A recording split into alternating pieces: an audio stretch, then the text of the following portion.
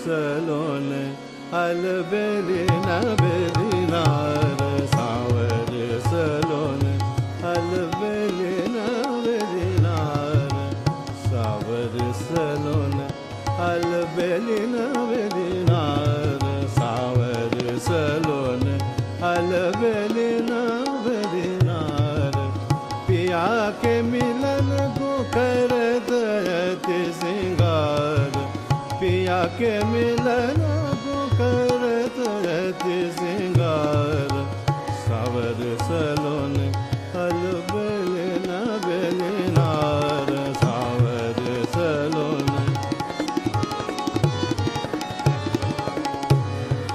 सावर salon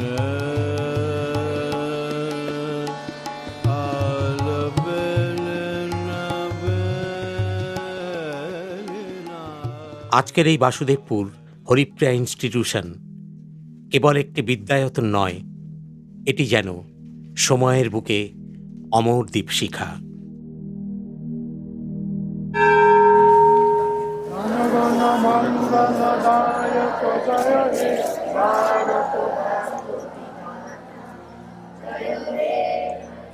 সদ্য প্রাক্তনী এবং আমার সহকর্মীবৃন্দ এবং আমার স্নেহের ছাত্রছাত্রীরা,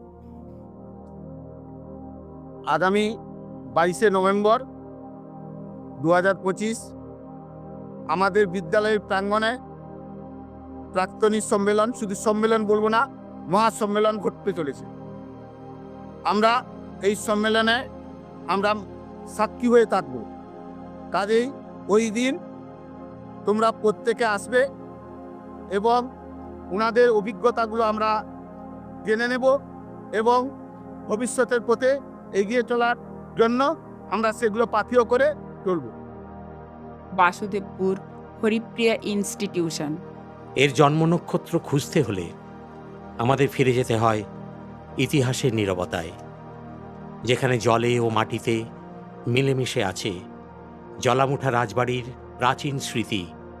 এক রাজবাড়ি যা শুধু ইটের সারি সারি স্তম্ভের কারুকৃতি নয়, সংস্কৃতি ও শিক্ষার এক উৎসারিত কেন্দ্র। যখন মুঘল সাম্রাজ্যের সূর্য ইতিহাসের পশ্চিম দিগন্তে, তখন এই রাজবাড়ির জানলায় জ্বলে ওঠে সোনালী সন্ধ্যার প্রদীপ। লর্ড কর্নওয়ালিসের চিরস্থায়ী বন্দোবস্তের কালে 1793 ঝড়ে ভূমিয়ার রাজস্বের নতুন বিন্যাস ঘটল। 19বিংশ শতকের শেষ প্রান্তে ইতিহাসে আলো ফেললেন এক মহীয়সী নারী, শ্রীমতী হরিপ্রিয়া দেবী। কেই হরিপ্রিয়া?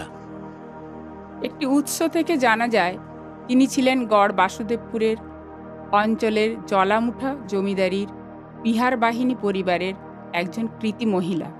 তিনি শুধু রাজপ্রাসাদেই নন, গ্রাম্য জীবনের প্রতিটি কোণে শিক্ষা ও সংস্কৃতির আলো জ্বেলেছিলেন। রানী হরিপ্রিয়া দেবী 1885 সালের দিকে মধ্য ইংরেজি বিদ্যালয় রূপে একটি স্কুল প্রতিষ্ঠা করেন। পরবর্তীতে সেটি হাই স্কুলে পরিণত হয়, যা আজকের বাসুদেবপুর হরিপ্রিয়া ইনস্টিটিউশন। রানী হরিপ্রিয়া দেবী শুধু বিদ্যালয়ই গড়েননি, তিনি গড়েছিলেন সংস্কৃত টোল, যেখানে পণ্ডিতের কণ্ঠে বেজে উঠত বেদের সুর আর ছাত্রদের চোখে জ্বলত জ্ঞানের দ্বীপ। যুগের পালা বদলে যোগেশ নারায়ণই ধরেছিলেন রাজবংশের দায়িত্বের লাগাম। লিখিত দলিলে পরবর্তী রাজা সম্পর্কে তেমন কোনো আলোকপাত নেই, তবু স্থানীয় স্মৃতি এখনো ধরে রেখেছেন সেই রাজবংশের দীপ্ত উত্তরাধিকার। প্রজন্মের গল্পে একটি নাম বারবার ফিরে আসে, শ্রী দুর্গাদাস রায়, যোগেশ নারায়ণের সুযোগ্য সন্তান। রাজবংশের ঐতিহ্যকে তিনি শুধু উত্তরাধিকার নয়, এক দায়িত্ব হিসেবে বয়ে বেরিয়েছেন শেষ দিন পর্যন্ত।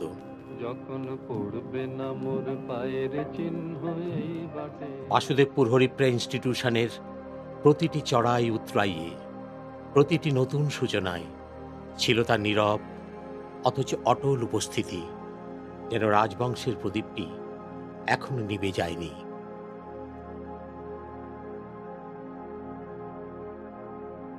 1940 সালে এক নতুন সূর্যোদয় ঘটে। গড় বাসুদেবপুরে আসেন কলকাতা বিশ্ববিদ্যালয়ের উপাচার্য ডক্টর শ্যামাপ্রসাদ মুখোপাধ্যায়। তাঁর অনুপ্রেরণায় এবং রাজা দুর্গাদাস রায়বাবুর নেতৃত্বে সেই এমই স্কুলই পেল উচ্চতর মর্যাদা। কলকাতা বিশ্ববিদ্যালয়ের আশীর্বাদে বাসুদেবপুর হল মাধ্যমিক শিক্ষার আলোকস্তম্ভ। তবে বিদ্যালয় প্রকৃত অর্থে দীপ্ত হয়ে ওঠে দুই মহামানবের নেতৃত্বে, আচার্য গিরিশচন্দ্র রায় ও আচার্য যতীন্দ্রনাথ রায়।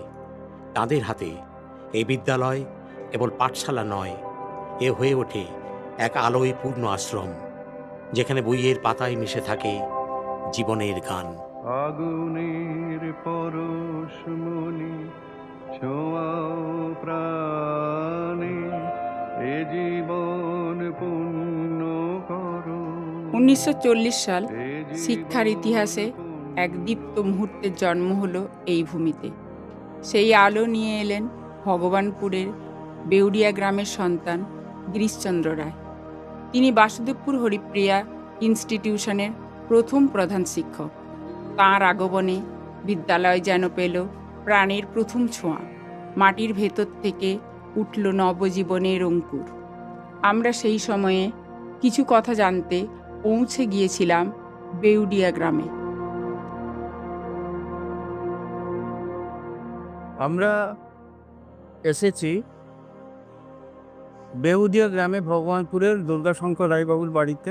দুর্গাশঙ্কর রায়বাবু আমাদের মাস্টারমশাই, বাসুদেবপুর হাই স্কুলের উনি ছাত্রও ছিলেন এবং গিরিশবাবুর প্রধান শিক্ষক যখন ছিলেন তখন ছাত্র, তার সন্তান এবং ওই স্কুলের শিক্ষক। স্যার, আমরা অনেকদিন এই আশায় ছিলাম যে আপনার সঙ্গে আমাদের দেখা হবে, আমরা আপনার বাড়িতে আসবো, আপনার সঙ্গে সেদিনের সুখ দুঃখের কথা বলবো। তো শুধু আমরা ক্যামেরার সামনে থাকলে কি হবে, অনেক ছাত্রছাত্রী আপনাদের মুখের কথা এখানে শুনতে চায়। তাদের হয়ে আমরা আপনাদের কিছু বক্তব্য রাখতে বলছি। আপনি গোড়া থেকে প্রায় 1940 বাসুদেবপুর হরিপ্রিয়া ইনস্টিটিউশনের সূত্রপাত। সেই থেকে প্রধান শিক্ষক হিসাবে আমরা গিরিশচন্দ্র রায়বাবুকে পাব। তার পাশাপাশি আমরা রাজা দুর্গাদাস বাবুকেও সেই সময় থেকে পাচ্ছি। তিনি সম্পাদক হিসেবে বিদ্যালয়ের সঙ্গে জড়িয়েছিলেন। সেই সময়কার পরিবেশ সম্পর্কে আপনি দু একটা কথা বলুন। আমি 1950 সালে ওখানে পঞ্চম শ্রেণীতে ভর্তি হই। প্রথমে হোস্টেল ছিল না, তখন আমি স্থানীয় পূর্ণচন্দ্র রায়বাবুর বাড়িতে থাকতাম। লক্ষ্মীনারায়ণ মেমোরিয়াল হল যেটা, তার যে সন্তান, তার বাড়িতে থাকতাম। ওখানে 2 বছর ছিলাম। আমার বাবা ঈশ্বর গিরিশচন্দ্র রায়, তিনিও ওখানে 1940 সালে ওখানে হাই স্কুল করার পরে উনিও গিয়ে ওখানে থাকলেন, ওই কুন্নউলবাড়িতেই থাকলেন। মাঝে মাঝে রাজবাড়িতে যেতেন, রাজবাড়ি থেকে অবশ্যই খাওয়ার আসতো। তারপরে রাজাবাবু নিজে এসে ক্লাস করতেন, দুর্গাসবাবু। আচ্ছা, তিনি যখন ক্লাস করতেন উনি সেই সময়টা খেতে যেতেন। এইভাবে প্রথম দিকটা কাটছিল। তারপরে কৌরবাবুর বাড়ি থাকতে থাকতেই আমার বাংলার প্রথম যে সূত্রপাত, শ্রদ্ধেয় ঈশ্বর নন্দগোপাল রায় মাস্টারমশাই আমার, তিনি আমাকে ড্রয়িং, তারপরে অঙ্ক, বাংলা, উপনিষদ এইসব বিষয়ে পাঠদান করতেন। কতটুকু গ্রহণ করতে পেরেছি জানি না, তবে তাদের সেই আদর্শকে ভুলতে পারি। আমরা এসেছি আমাদের প্রিয় স্কুলে প্রিয় মাস্টারমশাই এক সময়ের, সেই কালীশঙ্কর রায় মহাশয়ের বাড়িতে। তিনি বাসুদেবপুর হাই স্কুলের দর্দণ্ড প্রতাপ প্রধান শিক্ষক শ্রদ্ধেয় গিরিশ রায়ের ছেলে এবং গিরিশ রায়ের ছাত্র এবং গিরিশ রায়ের সহকর্মী। স্কুলের প্রথম দিনকার গিরিশ রায় মহাশয়ের অবদানের কথা, স্কুলের ফাউন্ডেশন স্টোন কিভাবে তৈরি হলো, সেই সময়কার একটু অভিজ্ঞতা আপনার কাছ থেকে জানতে চাইব। আচ্ছা, আমি আমি তো স্কুলে 1964 সালে জানুয়ারি মাসে জয়েন করি। তার আগেই বাবা 1940 সালে বাসুদেবপুর স্কুলে আসেন।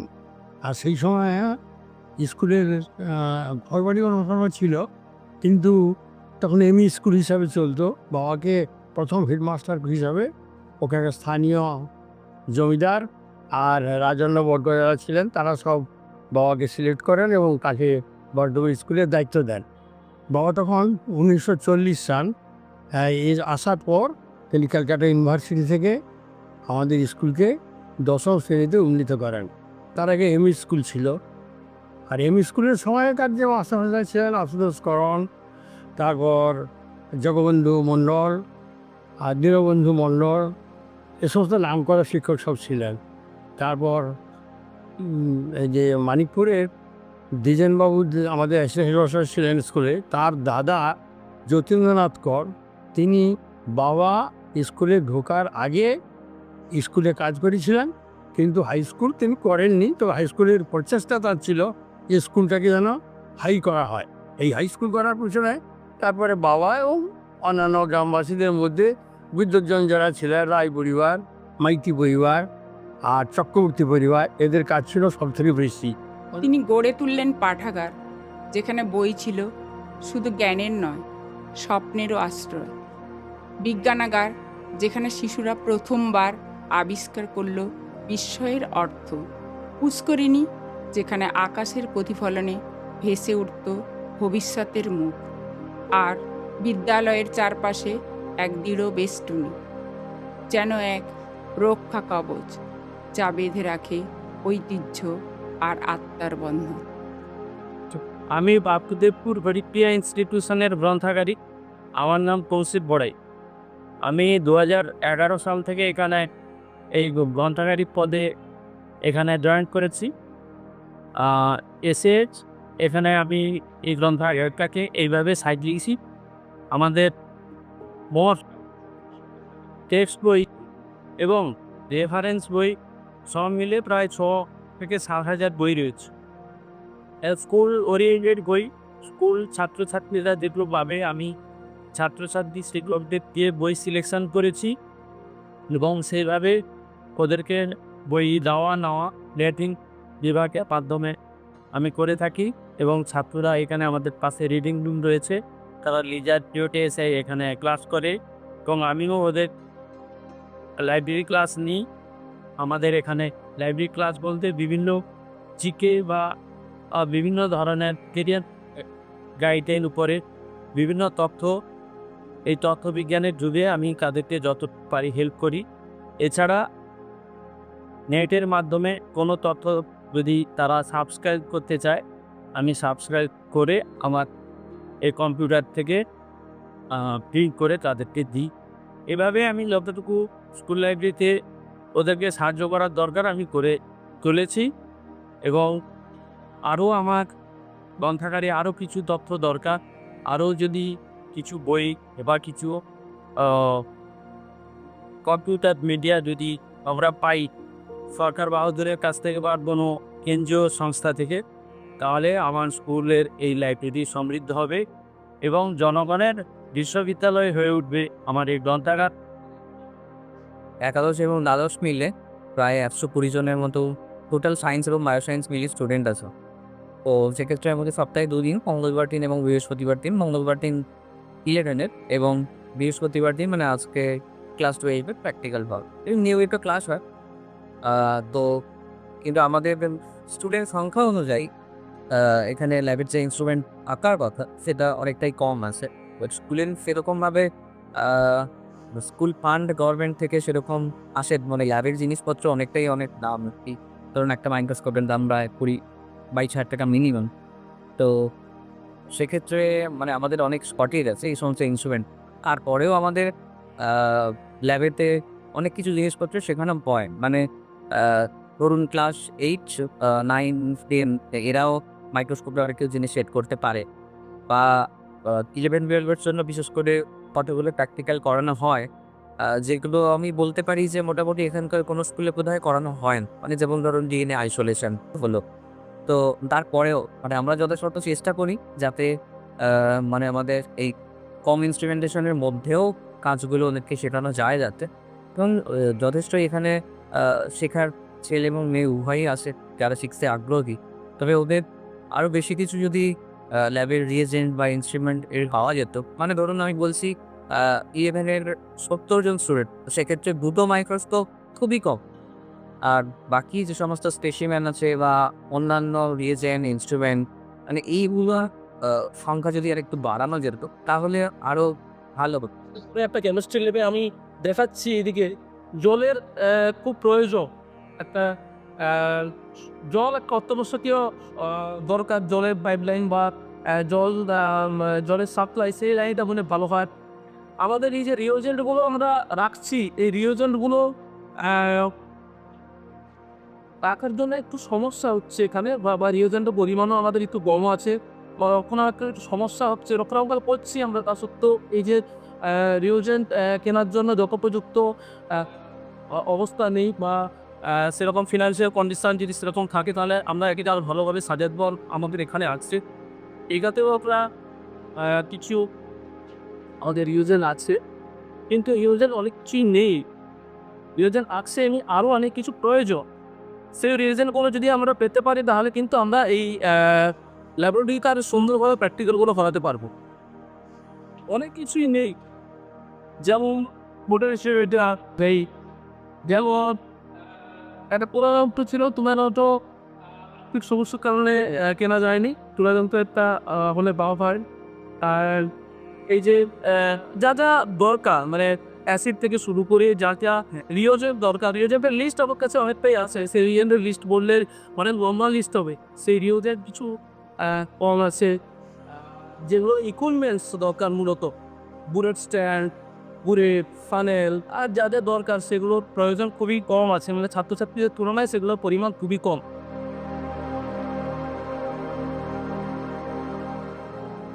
তখন দেশ জুড়ে বইছে স্বাধীনতার হাওয়া, অজানা ভবিষ্যতের প্রতি এক উত্তাল ডাক। হরিপ্রিয়া ছাত্রদের বুকেও জেগে উঠেছিল সেই স্পন্দন। তাদের চোখে জ্বলত মুক্তির স্বপ্ন, আর নেপথ্যে নীরবে অবিচল দাঁড়িয়ে থাকতেন গিরিশচন্দ্র রায়, এক দিশারি, এক প্রেরণার উৎস, যিনি জানতেন শিক্ষার মন্ত্রই একদিন মুক্তির পথ খুলে দেবে জাতির সামনে। একবার বিদায় দে মা, ঘুরে আসি। সারে জাহাঁ সে আচ্ছা হিন্দুস্তান হামারা, হামারা সারে জাহাঁ সে আচ্ছা। সময় থেমে থাকে না, কিন্তু সময়ের বুকে কিছু পদচিহ্ন অমর হয়ে থাকে। 1962 সাল, বাসুদেবপুর বিদ্যালয়ের ইতিহাসে এক নতুন ভোরের সূচনা। সেই বছর থেকেই শুরু হলো একাদশ শ্রেণীর পাঠ্যক্রম। যেন জ্ঞানের আকাশে আরেকটি জানালা খুলে গেল। তরুণ শিক্ষার্থীদের কণ্ঠে তখন নতুন স্বপ্নের সুর, নতুন সম্ভাবনার দোলা। তারপর আসে এক দীর্ঘ পরিশ্রম, অধ্যবসায় আর আত্মনিবেদনের যুগ। শিক্ষক, শিক্ষার্থী, অভিভাবক সবার প্রচেষ্টায় এক সজীব অধ্যায় রচিত হতে থাকে। বহু প্রতিকূলতা পেরিয়ে অবশেষে 1976 সালে সরকারি অনুমোদনের মধ্য দিয়ে বিদ্যালয়টি রূপ নিল পূর্ণাঙ্গ উচ্চ মাধ্যমিক প্রতিষ্ঠানে। এ যেন এক বৃক্ষের শতবর্ষী পরিণতি। দীর্ঘদিনের পরিচর্যার ফল পরিশ্রমের মাটিতে ফুটে ওঠা এক অনন্য ফুল। তখন যেন গোটা গ্রাম জুড়ে ছড়িয়ে পড়েছিল গর্ব ও আনন্দের সুবাস। এই অর্জন কেবল এক শিক্ষা প্রতিষ্ঠানের নয়, এক পুরো অঞ্চলের জাগরণের প্রতীক, যেখানে জ্ঞানের আলোয় আলোকিত হলো নতুন প্রজন্মের পথ। বাসুদেবপুর বিদ্যালয়ের ইতিহাসে যতীন্দ্রনাথ রায় এক স্মরণীয় নাম। শ্রী যতীন্দ্রনাথ রায়ের সহকর্মী ছিলেন শ্রী অজিত চৌধুরী, শ্রী বিশ্বেশ্বর হাজরা, শ্রী সরোজ কুমার মিশ্র, শ্রী সমরেশ দাস, শ্রী শক্তিরঞ্জন মিশ্র, শ্রী অংশুমান চক্রবর্তী, শ্রী ব্যোমকেশ মাইতি, শ্রী হিমাংশু শেখর দাস, শ্রী দুর্গাশঙ্কর রায়, শ্রী পশুপতি পণ্ডা, শ্রী কালীশঙ্কর রায়, শ্রী নিকুঞ্জ বিহারী সামন্ত, শ্রী কালীপদ ত্রিপাঠী, শ্রী অশোক দাস, শ্রী ঋষিকেশ দাস, শ্রী সুভাশিস বেরা, শ্রী তারাপদ জানা, শ্রী বালকৃষ্ণ সিংহ, শ্রী অলোক দাস, শ্রী অমল চক্রবর্তী, শ্রী তপন কুমার মাইতি, শ্রী বিমল কুমার জানা, শ্রী বনবিহারী পণ্ডিত, শ্রী বিমলেন্দু প্রকাশকর, শ্রী নির্মলেন্দু প্রহরাজ, শ্রী নৃত্যগোপাল মণ্ডল, শ্রী ননীগোপাল রায়, শ্রী দ্বিজেন্দ্রলাল কর, শ্রী সুকুমার সাহু প্রমুখ। এবং তার কর্মনিষ্ঠা, শৃঙ্খলা ও মানবিক গুণের বিদ্যালয়টি নতুন প্রাণ ফিরে পায়। So I joined this institute in December 1983, and the school was then in a state of glorious prosperity. Almost so far as I can remember, more than 350 students resided in the hostel, school hostel, and the academic performance of the students was brilliant. Every year, a number of students cracked joint entrance examination for engineering and medical studies, and their headmaster was the illustrious Jatindranath Rai, who was very careful and very watchful about the progress of students in studies, and he was devoted to the job of teaching, and his professional achievement was highly praiseworthy, and he had maintained a good relationship with his subordinate staff, the teachers and the non-teaching staff, and the teachers also respected him and obeyed his orders, and therefore the academic ambience of the institute reached a great height. However, after Jotindra Babu, the next headmaster was Ajit Chaudhary Babu, and he also followed the footsteps of Jatindranath Rai, and he was very watchful about the progress of the students in studies, and then also the school maintained its glorious prosperity. However, at present, the school has lost much of its past glory. Our present headmaster, Mr. Joydev Hathi, in company with his subordinate staff, have been trying hard to revive the past glory, and I am very glad to have them among us. আপনার বাসুদেবপুর হরিপ্রিয়া ইনস্টিটিউশনের শিক্ষকতা জীবনে দুঃখে যদি কোনো স্মৃতি থেকে থাকে যেটা আপনাকে খুবই যন্ত্রণা দিয়েছে, মানসিকভাবে আপনি কষ্ট পেয়েছেন, অথবা আপনার যদি কোনো সুখের স্মৃতি থেকে থাকে যা আপনাকে অত্যন্ত আনন্দ দিয়েছে, স্মৃতি বলেন পুরো কারণ। এই ভালো ভালো ছাত্রকে পড়িয়ে সেখানকার থেকে আমি বেশি আনন্দ পেয়েছি। দুঃখটা স্যার কিছু দুঃখটা সেটা আমি অনেক সময় চিন্তা করেছি যে আমার বোধহয় ব্যক্তিগত ত্রুটি, কারণ জীবনটা তো শুধু সুখের, সেখানে ঘাট প্রতিঘাত তো আসবেই, তার সেই ঘাট প্রতিঘাত সহ্য করার হয়তো আমার ক্ষমতাটা ছিল না, কারণ আমি অত্যন্ত ভিখারি বাড়ির ছেলে। বাবা পড়াশোনা নেই, মা লিখতে জানতোই না, বাবার দেবো তো জলমানি করতেন। আমার আমার তো জন্মটা অনেক করে। আমার বাড়ি কিন্তু বলাগাড়ি হলেও আমার বাবার জমি জায়গার না যে ছিল না, তিনি তার কার মামা ছেলে কোনো ছিল না, আমার বাবা দিলেই এসেছে। হয়তো বাবা জলমানি করতে, এখান থেকে যদি না দেখুন তার আমাকেও জলমানি করতে। কারো কাছে আমি একটু ঈর্ষার পাত্র হয়ে গেলাম, সেটা আমাকে দুঃখ দিয়েছিল। সেই দুঃখটা সহ্য করার ক্ষমতাটা এখন হয়েছে, আরও অনেক আগে হয়েছে, কিন্তু সেটা আগে গেলে হয়তো আমি আরও বেশি এখানে আনন্দ করতে বললাম যে আমি সেখানে 6 বছর 15 বছর শিক্ষকতা করেছি, আর এখানে 6 বছরে আমি অনেক বেশি আনন্দ পেয়েছি। সেখানে আমি ততটা দুঃখ পাইনি, কিন্তু এখানে দুঃখটা যেটা পেয়েছিল সেটাকে দুঃখ না মনে করাই উচিত, কিন্তু আমার সেই দুঃখটাকেও আমি দুঃখ মনে করে তুলেছি।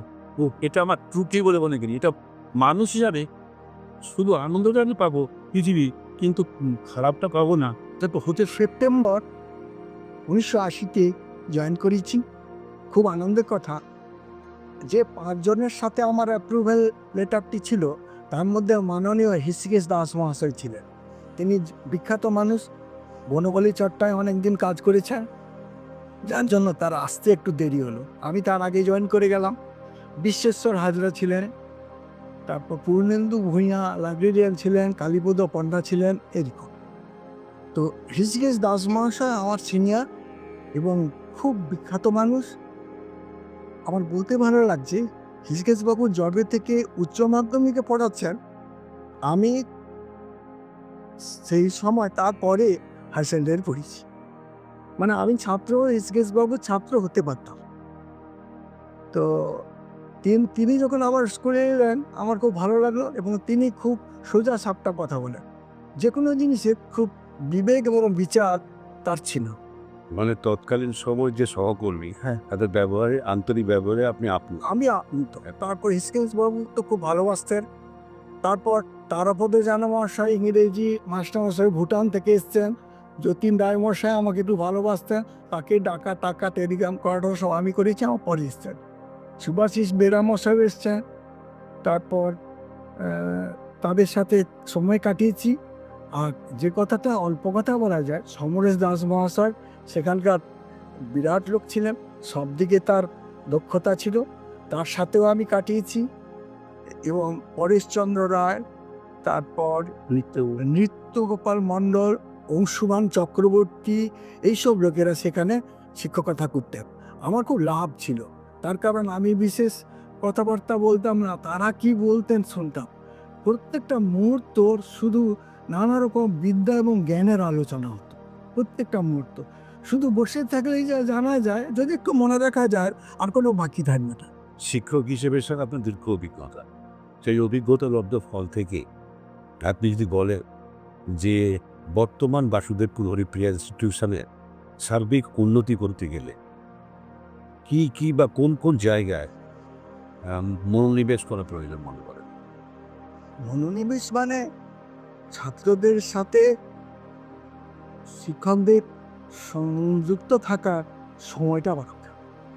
তার জন্য একটা পথ হচ্ছে হোস্টেল, আরেকটা পথ হচ্ছে সন্ধ্যা পর্যন্ত মাস্টারমশাইরা থাকতে পারবেন কিনা জানি না, তবে ছাত্ররা যদি মাস্টারের সাথে যুক্ত হয় তাহলে তাদের মনের অভাব মিটবে এবং তাদের জ্ঞান বাড়বে। আর সেই আদি যুগ থেকে একটা কথা আছে, যেটা মানে হচ্ছে মা বিদ্বেষ বহয়। শিক্ষক আর ছাত্রের মধ্যে যদি কোনো কারণে বিদ্বেষ হয় মনে মনে, তাহলে সে ছাত্ররা করবে না, আর শিক্ষকও তাকে মন দিয়ে পড়াতে পারবে না। শিক্ষকের প্রচণ্ড ছাত্রের প্রতি ভালোবাসা থাকতে হবে, এবং ছাত্রেরও প্রচণ্ড শ্রদ্ধা থাকতে পারে, কিচ্ছু করতে হবে না, তাহলে একাই নলেজ জমিয়ে পড়বে তার। বছরবাবু ভাই হিসেবে আমরা চিন্তা, কিন্তু কেই যে আমাদের চাহিদা বা সেখানটাই একটা ভাবাবে, সেখান থেকে কিন্তু অরূপবাবু বেরিয়ে এসেছিলেন নিজের বৈশিষ্ট্যে।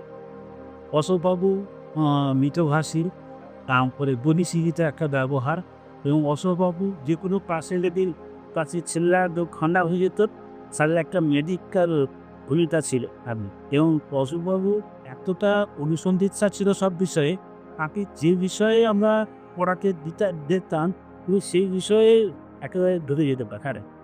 তো এই থেকে আপনি ছিলেন সেই নীলকমল ভাই, লালকমল ও নীলকমল দাদার লালকমল ভাই, যিনি ওর দাদার চিঠিতে এসেছেন, কিন্তু নিজস্ব বৈশিষ্ট্যে এমন একটা জায়গায় গেছিলেন, আমরা দেখতাম পাখিতে তখন টিউশন করতে আসতো মানে অলোকবাবু হ্যাঁ দর বেঁধেছিলেন আসতো স্যারের বই স্যারে। তোমার আমার বিশেষ বৈশিষ্ট্য ছিল আমি কোনো ছেলের কাছ থেকে একটা টাকাও নিইনি। আচ্ছা, বছর পর বছর ছেলে করিয়েছে, কারোর কাছ থেকে আমি পয়সা নিই। বিদ্যালয়ের সার্বিক উন্নতির জন্য যদি কিছু বলতে চান। না তাহলে উন্নতি কোনো মানুষ করতে পারে এটা ঠিক নয়। বিদ্যালয় একটা প্রতিষ্ঠান, যে প্রতিষ্ঠান আমাদের বাসুদেবপুরে তো মা ভদ্রকালী রয়েছেনই, তিনি তো সমস্তটা পরিচালনা করেন। কেউ যদি চিন্তা করতে চায় যে আমি এই স্কুলটাকে নষ্ট করলেও আমি একটা বাজে ব্যবহার দিয়ে স্কুলকে শেষ করব, উনি করতে পারবেন না।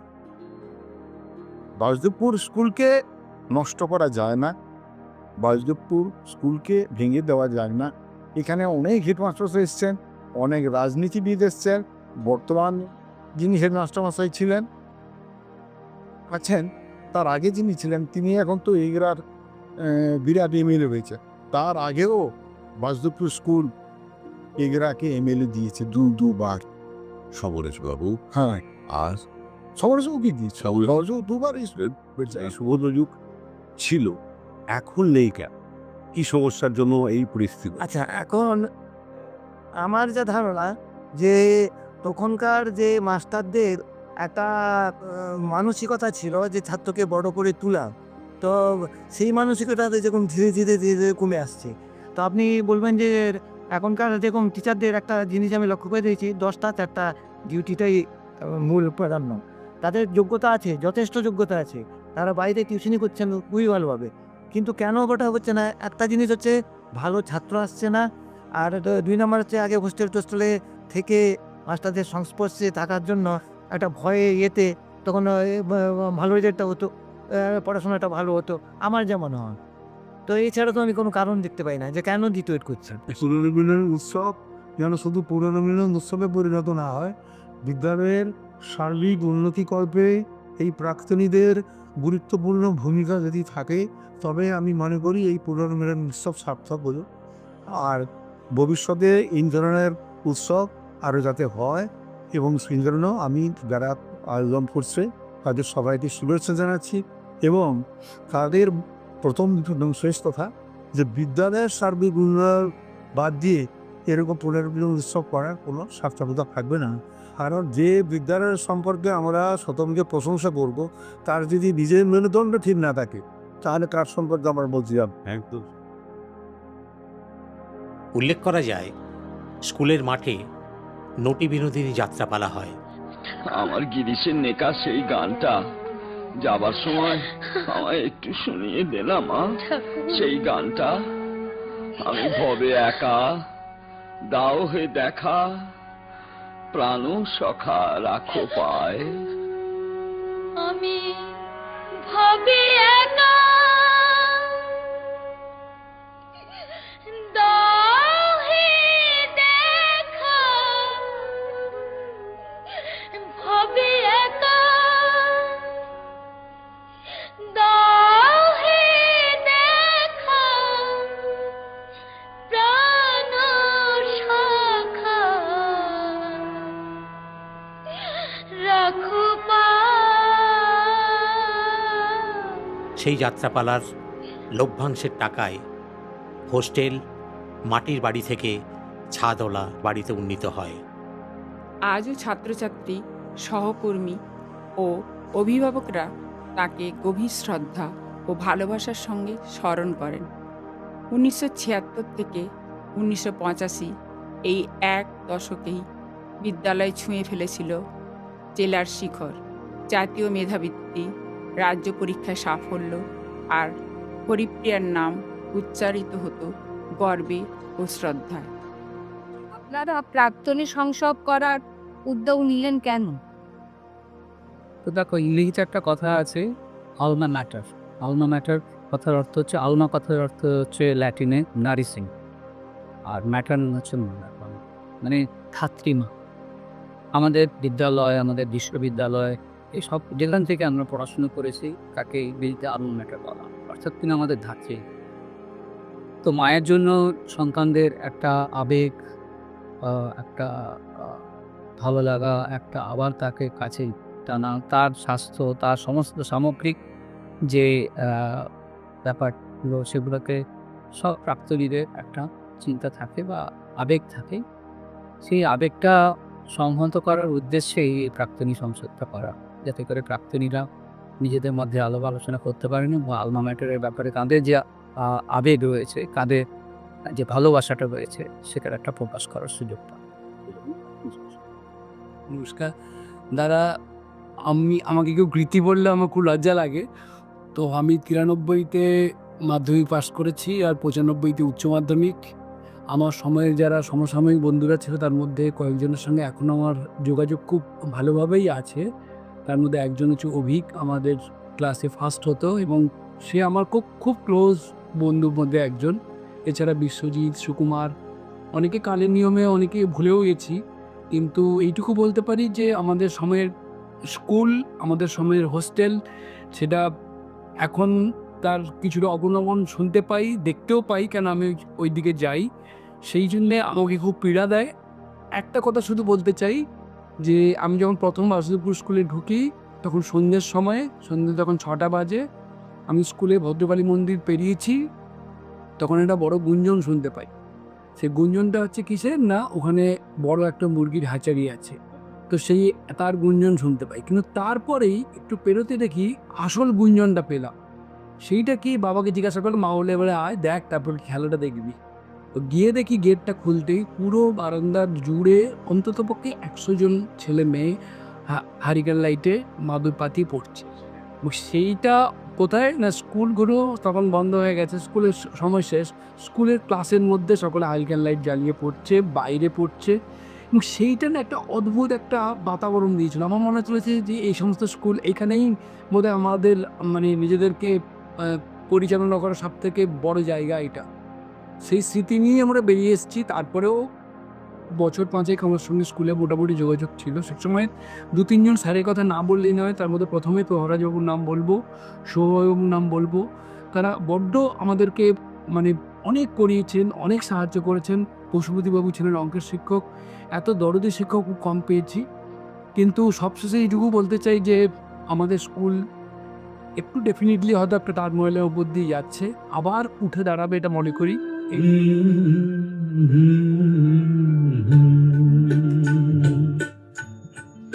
আমার ভালোবাসার রাজপ্রাসাদে নিশুতি রাত ঘুমরে কাঁদে,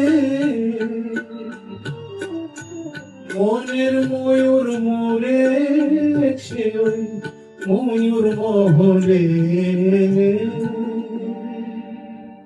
দেখি মুকুটটা তো পড়ে আছে, রাজাই শুধু নেই আমার ভালোবাসার রাজপ্রাসাদে।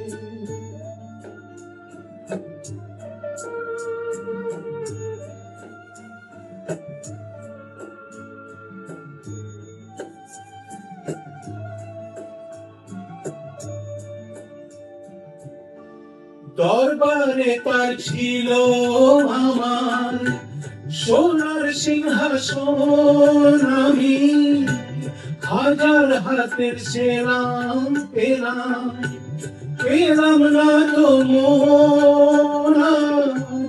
মখমলের ওই পর্দাগুলো ওরাই শুধু স্মৃতির ধুলো, ফুল বাগানের পাতা শেষে আছড়ে পড়ে যে। নমস্কার, আমি আশিস মাইতি, বাসুদেবপুর হরিপ্রিয়ার 1980 থেকে 1985 সায়েন্সের ছাত্র ছিলাম। এরপর বি কলেজ IIEST শিবপুর থেকে ইঞ্জিনিয়ারিং পাস করে দেশের বিভিন্ন সংস্থায় প্রায় বছর 10 কাটিয়ে ISRO, Indian space research, long-term Greece ইত্যাদিতে বছর 10 কাটিয়ে এখন আমেরিকা প্রবাসী। এখানে আমি কাজ করি তথ্য প্রযুক্তি বিভাগে। তো বাল্যকাল আমাদের বাসুদেবপুরে খুব ভালোই কেটেছিল আমাদের প্রিয় শিক্ষকদের সংস্পর্শে, ওদের অনুপ্রেরণায়, আমাদের বন্ধুবান্ধবদের সান্নিধ্যে এক খুবই ভালো বাল্যকাল কেটেছে। স্কুল থেকে আমরা অনেক পেয়েছি, তো এখন সময় হয়েছে কিছুটা ফিরিয়ে দেওয়ার। তাই স্কুল কর্তৃপক্ষকে অনুরোধ করব যাতে প্রাক্তনদের ইনভলভ করেন, এখনকার স্টুডেন্টদের সঙ্গে যোগাযোগ করিয়ে যাতে ওরা কিছুটা অভিজ্ঞতা পেতে পারে আমাদের কাছ থেকে ভবিষ্যতে এগিয়ে যাওয়ার জন্যে। সবাইকে শুভেচ্ছা জানাচ্ছি আমাদের প্রাক্তন সম্মেলনীতে। নমস্কার। সময়ের নিয়ম বড়ই অদ্ভুত। যে প্রবাহে একদিন ফুল ফোটে, সেই প্রবাহেই কখনো কখনো পাপড়ি ঝরে যায়। এককালে যে বিদ্যালয় শিক্ষার আলোয় আলোকিত হয়ে উঠেছিল, তার দীপ্তি আজ কিছুটা ম্লান, যেন ব্যস্ত সময়ের ঘূর্ণিতে সামান্য থেমে গেছে তার ছন্দ। হরেন্দ্রা গিরি, আমি এই বিদ্যালয়ে সায়েন্স বিভাগে দ্বাদশ শ্রেণীতে পড়ি। আমি সৌগত মণ্ডল, বাসুদেবপুর হরিপ্রিয়া ইনস্টিটিউশনের হেড ক্লার্ক। আমার পাশে সহযোগী তমান্য পাত্র।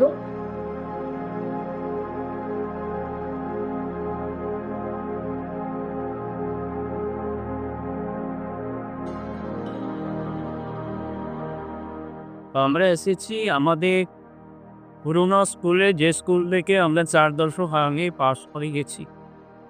এই স্কুলের প্রধান শিক্ষক হিসেবে ছিলেন গিরিশচন্দ্র রায়, তারপরে যতীন্দ্রনাথ রায়। তারা প্রবাদ প্রতিম ব্যক্তিত্ব। তারপরে এক সময় আপনি স্কুলে এসেছে, প্রথমেই জিজ্ঞেস করব, তো সেই অর্থে আপনার উপর কি আলাদা কোনো চাপ আছে?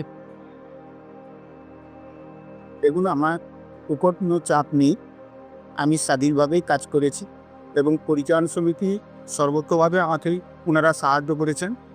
আমি যখন 2019 সালে 24শে ডিসেম্বর বিদ্যালয়ে যখন যোগদান করি, তখন পরিচালন সমিতির সভাপতি ছিলেন স্বর্গীয় জীবনেন্দু প্রকাশ কর মহাশয়। উনি আমাকে সর্বতভাবে সাহায্য করেছেন। বিদ্যালয়ে যখন যোগদান করি তখন আমাদের শিক্ষক মণ্ডলী এবং ছাত্রদের একটাই টয়লেট ছিল, সেইটা খুব অসন্তোষের ব্যাপার। অভিভাবকরা এসে আমাকে বারবার বলেছে যে একই সঙ্গে আমাদের টয়লেট ব্যবহার করা যাবে না। তারপরে আমি এমএলএর কোটা থেকে আমি টয়লেটের ব্যবস্থা করে দিয়েছি। আমাদের মিড ডে মিল যেখানে হয় সেখানে কোনো ছাউনি ছিল না, ছাউনির ব্যবস্থা করেছি। লাইব্রেরিতে পর্যাপ্ত পরিমাণে বই ছিল না, বইয়ের ব্যবস্থা করেছি। সর্বতভাবে পরিচালন সমিতি আমাকে সাহায্য করেছে। 1980-81 থেকে 1994-95 সাল পর্যন্ত বিদ্যালয়ের যে উন্নতি সেটা চরম শিখরে পৌঁছায়। সেই অবদান স্বর্গীয় যতীন্দ্রনাথ রায় মহাশয়ের নাম উল্লেখযোগ্য। বর্তমানে তখন বিদ্যালয়ের ছাত্রাবাসে ছাত্রের সংখ্যা ছিল 4 শতাধিক। বর্তমান বিদ্যালয়ের ছাত্রাবাস নেই এবং যখন ওই বিদ্যালয়টি ছিল ওই সময়, তখন আশেপাশে কোনো বিদ্যালয় তেমন ছিল না। এখন ওই বাসুদেবপুরকে যদি আমরা কেন্দ্র করে 10 কিলোমিটার ব্যাসার্ধ নিয়ে একটা যদি আমরা সার্কেল রাখি, তাহলে বহু বিদ্যালয় আমাদের তৈরি হয়েছে।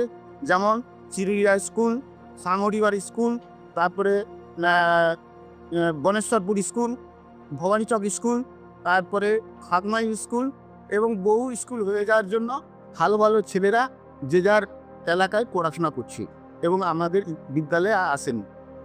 আর বিদ্যালয় ছাত্রাবাস হলো বিদ্যালয়ের প্রাণকেন্দ্র। সুতরাং আমাদের বিদ্যালয়ে এখন আর ছাত্রাবাস নেই। বর্তমান পরিচালন সমিতি আমরা ঠিক করেছি আগামী সেশনে যাতে বিদ্যালয়ের ছাত্রাবাস খোলা যায়, তার জন্য আমরা সচেষ্ট হয়েছি। এবং আমি মনে করি যে পরিচালন সমিতি, বর্তমান শিক্ষক, এলাকাবাসী, শুভনাথদায়ী সবাই যদি আমরা মিলিতভাবে চেষ্টা করি তাহলে আমাদের স্বপ্ন একদিন না একদিন সফল হবে।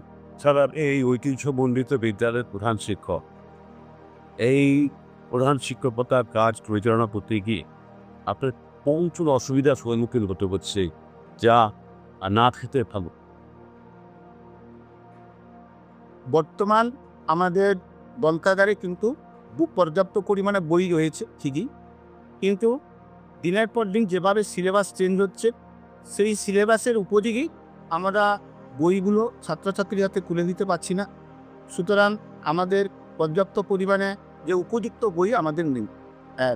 2 হচ্ছে আমাদের কম্পিউটার বিভাগে আমাদের 10টা কম্পিউটার রয়েছে, যেখানে কম্পিউটারে আমাদের ছাত্রছাত্রীর সংখ্যা প্রায় 60 জন। সুতরাং এই 60 জন যখন প্র্যাকটিক্যাল করতে যায় খুব একটা সুবিধা পায় না। বারবার আমাকে অনুরোধ করে যে স্যার কম্পিউটারে নিয়ে আসুন, কিন্তু আমাদের অর্থ সেরকম নেই, যার জন্য আমরা কম্পিউটার আমরা দিতে পারছি।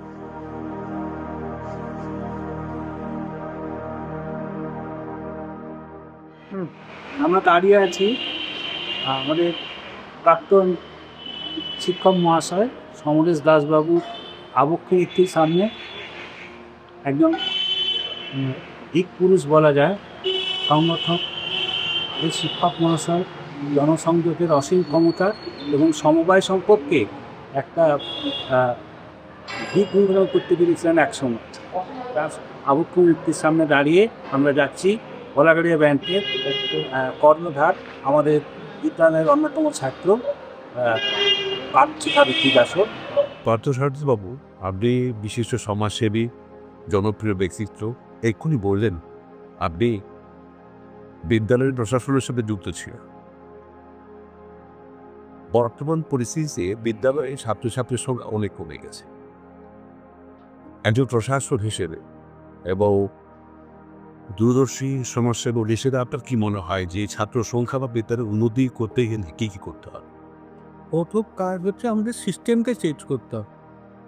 আমরা তো মূলত 3টে বিষয়ের উপরে শিক্ষায় কাজ করি: ছাত্র শিক্ষকের সম্পর্ক, শিক্ষার নীতি এবং শিক্ষার পরিবেশ। তো দীর্ঘদিন ধরে রাজ্য কেন্দ্র আমাদের শিক্ষা ব্যবস্থার তেমন একটা পরিবর্তন বা নীতি গ্রহণ করে। মূলত প্রথমেই ঘাটতি ওখানে থেকে গেছে।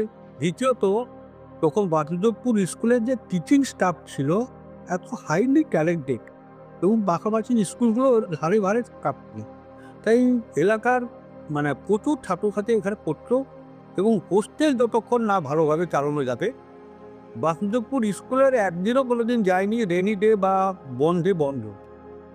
হোস্টেলের ছাত্ররা উপস্থিত হয়ে গেলে স্কুল হয়ে যাবে, এরকম একটা সময় ছিল যাতে হোস্টেলে প্রায় 350 ছাত্র থাকত, 15 জন শিক্ষক থাকতেন, গাইড দিতেন, আর একটা ভালো পরিবেশ ছিল, ভালো ছাত্রকে খুঁজে নিয়ে আসা, পড়ার মতো।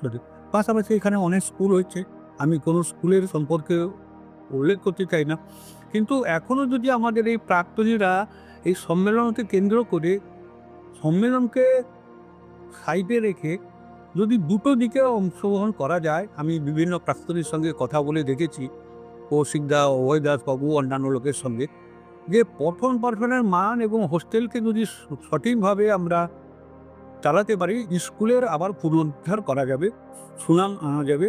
তাতে আমরা বলেছিলাম যে আমার যদি কোনো রোল থাকে আমাকে নির্দিষ্ট রোল দিতে হবে, শুধু কমিটি ফরমেশন বা কিছু বক্তব্য দিয়ে দিলে হবে না, প্রত্যেককে একটা দায়িত্ব বা কাজের একটা টাইমলাইন বেঁধে দিতে হবে। দিলে কিন্তু আমরা স্কুলে যা পরিকাঠামো আছে, এই পরিকাঠামোতে 1,500 ছাত্র, হোস্টেলে 300 জন ছাত্র থাকবে আবাসিক, এতে ভালো পঠন পাঠন হবে এবং শিক্ষকদের মধ্যে কিছু জনকে হোস্টেলে থাকতে হবে। আর প্রধান শিক্ষক যতক্ষণ হোস্টেলে না থাকবেন স্কুল মনে হয় ভালো চলবে না। আর 10টা ডিউটির বাইরেও শিক্ষকদের কিছু ভাবতে হবে। আমি প্রায় হেড স্যার যতীনবাবুর পাশের রুমে থাকতাম। আমার রুমে যতীনবাবুর ছেলে জ্যোতিবাবু থাকতেন, দুর্গাশঙ্কর বাবু থাকতেন। তো আমার রুমে কালীশঙ্কর ছেলে গপুও থাকতেন। তো সারাদিন যে প্রকার মিশন নজর দেন এবং টাইম মেনটেন করেন যে কাজকর্ম করা, পোস্টের ভালো চললে কৃতি ছাত্ররা অবশ্যই আসবে। আমি প্রিয়ব্রত জানা, আমি 1981 সালে মাধ্যমিক এবং 1983 সালে উচ্চ মাধ্যমিক পাস করে গেছি। বর্তমানে আমি জীবন বিমাতে আছি, এমনি করি প্রশাসনিক দপ্তরে। তো আমাদের সেই সময়কার স্কুলের বিদ্যালয়ের যে পরিবেশ এবং তখনকার শিক্ষকদের যে আমরা সান্নিধ্য, যে আমরা যে গাইডেন্স পেয়েছিলাম, সেটা আমাদের জীবনে অনেক কাজ দিয়েছে বিভিন্ন ক্ষেত্রে সবসময়। এখনও আমাদের সেটা প্রেরণা, এবং আমরা চাই আজকের ছাত্ররাও তাদের শিক্ষকদের থেকে উদ্দীপিত হয়ে আগামী দিনে আমরা এগিয়ে চলুক, এই পরম্পরাটা গড়ে উঠুক। আগামী 1 দশক 2 দশক পরে হয়তো ওরাও আজকের দিনটাকে স্বর্ণযুগ বিবেচনা করে ওরাও মিলিত হবে। এভাবে চলুক, স্কুল এগিয়ে চলুক। তবুও থেমে যায়নি বিশ্বাসের পথ, কারণ প্রতিটি স্থিতির মধ্যেই লুকিয়ে থাকে নতুন জাগরণের আভাস। আমরা দৃঢ় আশায় বলি, এই বিদ্যালয় আবারও নিজের আপন আলোয় উদ্ভাসিত হবে। ছাত্র শিক্ষকের নিবেদন, সমাজের সহমর্মিতা ও আগামী প্রজন্মের স্বপ্নে গড়ে উঠবে নতুন ভোরের প্রতিশ্রুতি। যে বিদ্যালয় একদিন জ্ঞানের দীপ জ্বালিয়ে বহু মননে আলো ছড়িয়েছিল, সে আলো আবার জ্বলে উঠবে নব আভায়, নব উদ্দীপনায়। সময়ের নদী বয়ে চলে অবিরাম, আর সেই স্রোতের সঙ্গেই আমাদের বিশ্বাস উত্তরণের সকাল আবারও ফিরে আসবে। স্কুল জীবন যেন এক নদী জীবন। বাজে আলো বাজে ও ভাই হৃদয় বিনার মাঝে, জাগে আকাশ ছোটে বাতাস হাসে সকল।